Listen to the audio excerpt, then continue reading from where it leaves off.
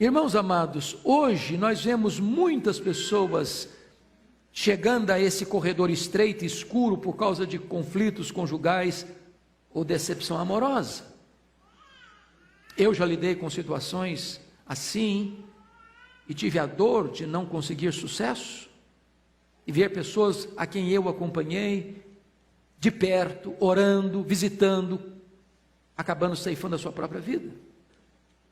E você não imagina a dor que isso produz? Há muitas pessoas que, em virtude de cobranças exageradas, como por exemplo, o país que tem mais incidência de suicídio, que é o Japão, muitos daqueles problemas são enfrentados porque a exigência aos jovens é muito grande, nos estudos, no desempenho, no sucesso profissional.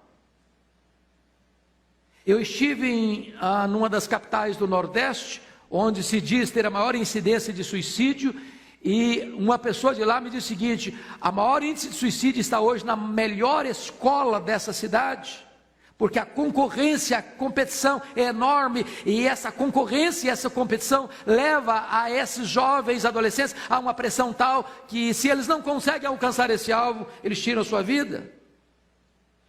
Outras pessoas entram por esse caminho por causa das drogas. Ele não sabe qual é o ponto da dose, e por isso a gente chama de overdose. A pessoa entra em colapso, ceifa a sua própria vida. Problema da culpa. Muita gente esmagada pela culpa não sabe lidar com isso e acaba se desesperando. Por que não dizer hoje radicalismo religioso? Acho que todos vocês têm visto e acompanhado quantas pessoas que amarram bombas no seu corpo, além de ceifar sua própria vida, ainda tira a vida de tantos. Tem outras motivações, como chamar atenção para si mesmo, ou vingança. A pessoa quer punir a outra e destrói a si mesma para punir a outra. Outros para expiar um erro, outras fugas de uma situação intolerável, outras tentativas de manipular outra pessoa. Se você me abandonar, eu me mato. Se você me deixar, eu tiro a minha vida. Coisas desse nível. O que nós precisamos deixar claro, irmãos, é que o suicídio, ele é improcedente sob qualquer ótica. Primeiro, vamos pensar num argumento filosófico. É um ato de liberdade que destrói todos os outros atos futuros de liberdade. Como é que eu posso usar a minha própria liberdade para destruir a mim mesmo? Segundo, um argumento ético: ninguém pode agir em seu interesse destruindo a si mesmo.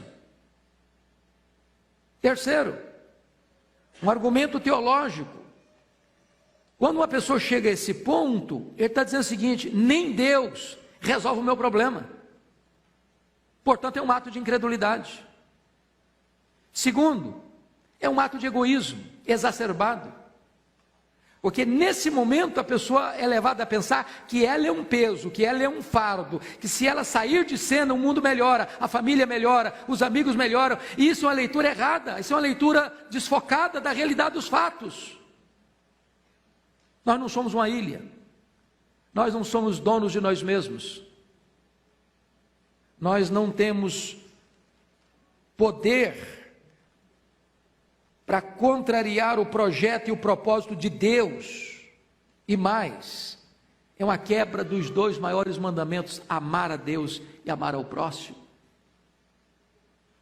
Mais do que isso, é um gesto enganador, porque quando a pessoa pensa que ela vai tirar a vida e acabar com o seu sofrimento, ela não entendeu que a morte não é o fim da linha. Ela pode estar entrando numa eternidade toda de escuridão e de dor, sem retorno e sem consolo. O que nós precisamos estar atentos, irmãos, no chamado Setembro Amarelo?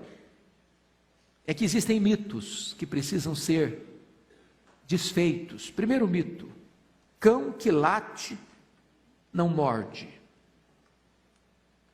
Quem fala que vai cometer suicídio não comete. Isso é mito. Sabem por quê?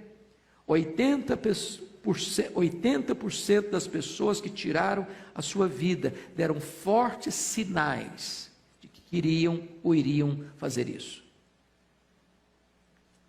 Na verdade, quando uma pessoa diz que ela quer se matar, ela não quer se matar. Ela está pedindo socorro. Ela está pedindo ajuda. Ela está dando um alerta. Ela está dizendo: olhem para mim, cuidem de mim, fiquem atentos a mim. E aí é muito importante afirmar isso, de que quando uma pessoa diz isso, ela é uma forte candidata a ser alvo da nossa máxima atenção e cuidado. Segundo, é mito pensar que só os mentalmente enfermos tiram a sua vida. Isso não é verdade. Pessoas debaixo de determinadas pressões, e cada um reage de maneira diferente, precisam ser tratadas com muito cuidado. Terceiro mito: não adianta ajudar uma pessoa com tendência suicida. Isso é mito. Isso é mito. Porque muitas pessoas que um dia pensaram, ou até falaram, ou até tentaram ceifar sua vida, se forem adequadamente ajudadas, elas podem ser poupadas da morte e encontrarem o significado pleno da vida.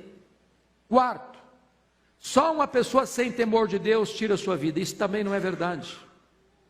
E aqui eu quero tratar da questão da depressão, porque o que é a depressão?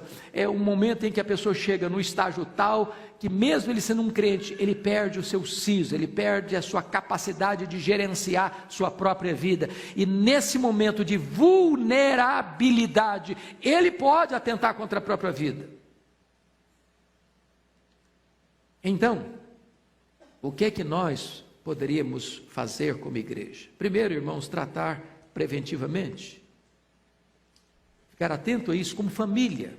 Busque ajuda. Talvez nós estamos aqui com um grupo significativo de pessoas, e se 50% das pessoas no mundo já pensaram em suicídio como uma forma de escapar dos seus dramas, eu não tenho dúvidas que aqui dentro desse local tem gente que já pensou nisso.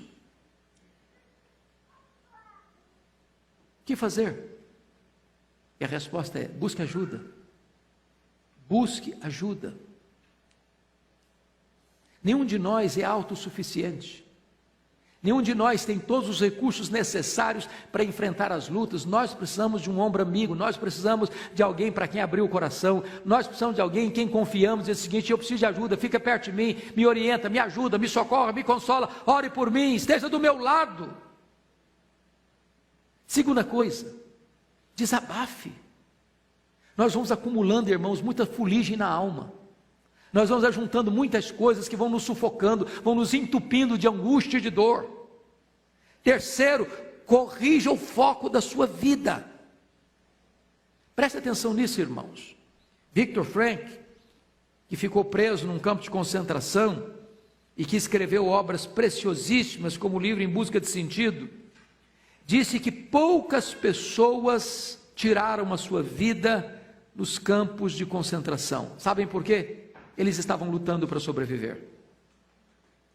Mas muitas das pessoas que sobreviveram aos campos de concentração, depois que ficaram livres, tiraram a sua vida. As pessoas que mais se matam não são as pessoas que estão passando grandes dificuldades para ter pão sobre a sua mesa. As pessoas que mais tiram a sua vida são as pessoas que têm pão sobre a sua mesa, mas não encontram um significado na própria vida.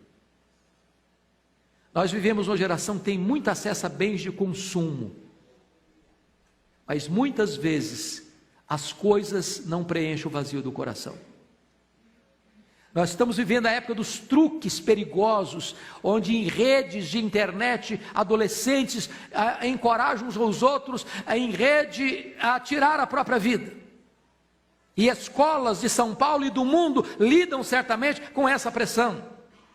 E nós, pais, precisamos estar atentos aos nossos filhos, sejam eles crianças, sejam eles adolescentes, sejam eles jovens. A última coisa que eu preciso estar afirmando com clareza para você é o seguinte: nós precisamos entender que em Cristo há esperança.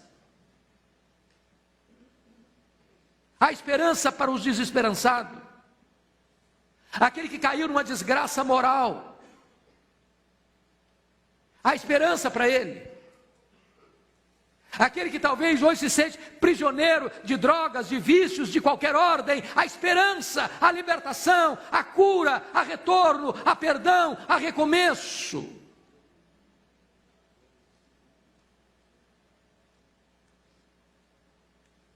Mas mais do que isso, eu termino aqui.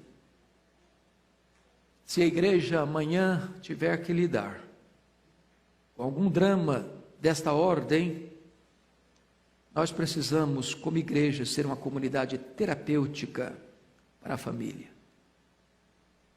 Eu vi um quadro, irmãos, que cortou meu coração. Fui a um funeral de uma pessoa que tirou a sua vida, e lá estava a mãe chorando, coração quebrado. Chega um irmão da igreja, dá um abraço nela e disse assim: que pena, seu filho morreu e ainda foi para o inferno.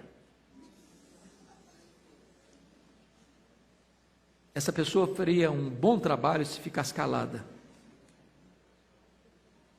Sabem por quê? Nenhum de nós é o juiz.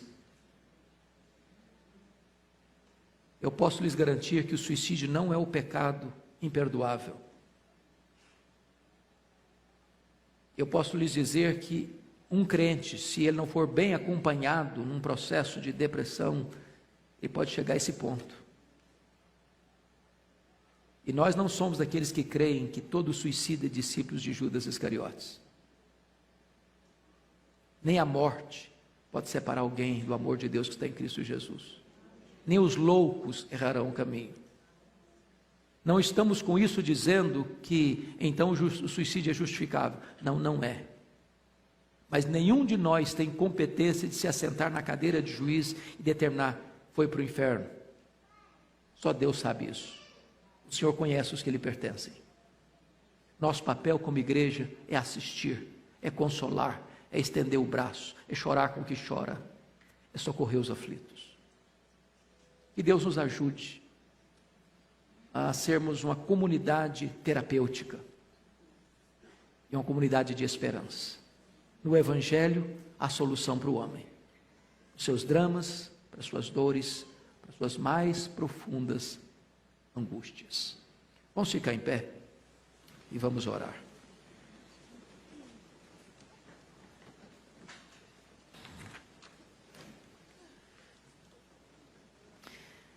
Senhor Deus, Tu sabes as lutas que cada pessoa que está aqui atravessa e as lutas que as pessoas que estão nos assistindo estão atravessando. Ó Deus, Tu és o Deus de toda graça. A Tua graça é maior que o nosso pecado. E não há poço tão escuro e tão fundo que a Tua graça não seja mais profunda ainda. Não há dor tão grande que o Espírito Santo não possa nos fortalecer para enfrentá-la e para superá-la. O que nós pedimos nesta manhã é que Tu assistas o Teu povo com a Tua graça. Que Tu ajudes as famílias. É que Tu tenhas misericórdia de nós. Porque somos frágeis. Tu conheces a nossa estrutura e sabe que somos pó. Por isso dependemos de Ti. Nos ajude, Senhor. Ajuda as famílias. E ajuda as famílias desta igreja a ajudarem outras famílias. Para que esse mal que assola o Brasil e o mundo possa recuar com a esperança do Evangelho. Assim oramos em nome de Jesus. Amém.